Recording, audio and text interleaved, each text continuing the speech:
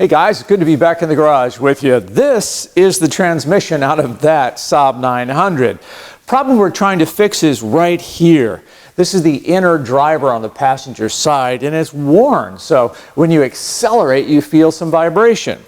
What's the fix? We're going to swap it out. Before we start wrenching on this thing, let me take you on a little bit of a tour of your SAAB 900 manual transmission.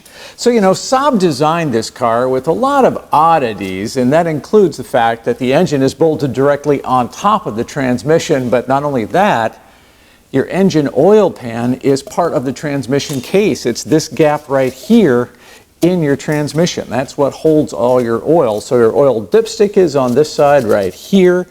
Power comes out of the engine through a shaft that transmits the power into the transmission through a chain that runs in this area and then drives a shaft that goes back into the transmission case itself, and this is where all your gears are located down here. Here is your shift lever input. You can see moving this back and forth is how you change the gears on this car.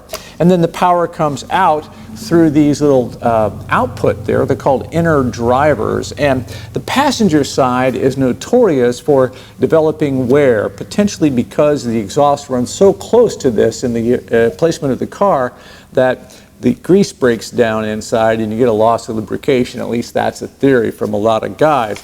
I don't know the real story, but this one is worn, so we're going to change it.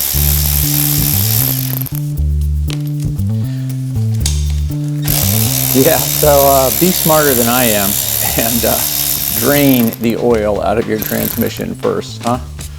Jeez, what a bonehead.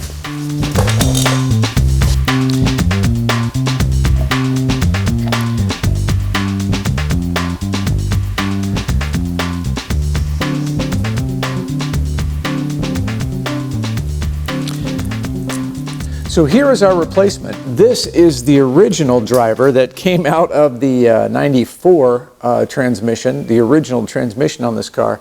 And there is a marking on this housing that says top. Now I'm told it's very important that you keep the same pair of shims that came with this driver, keep them together at all times. And there is this little spring-driven whatever that goes in the end of this shaft.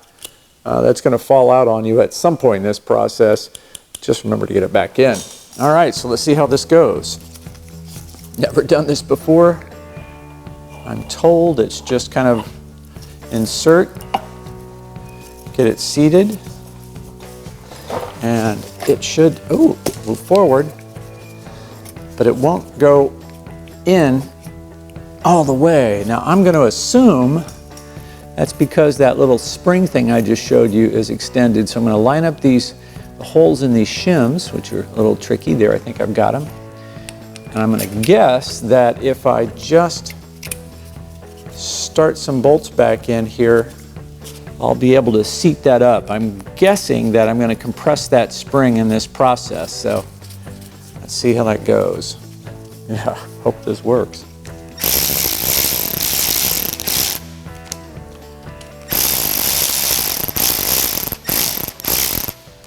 All right, it's moving in.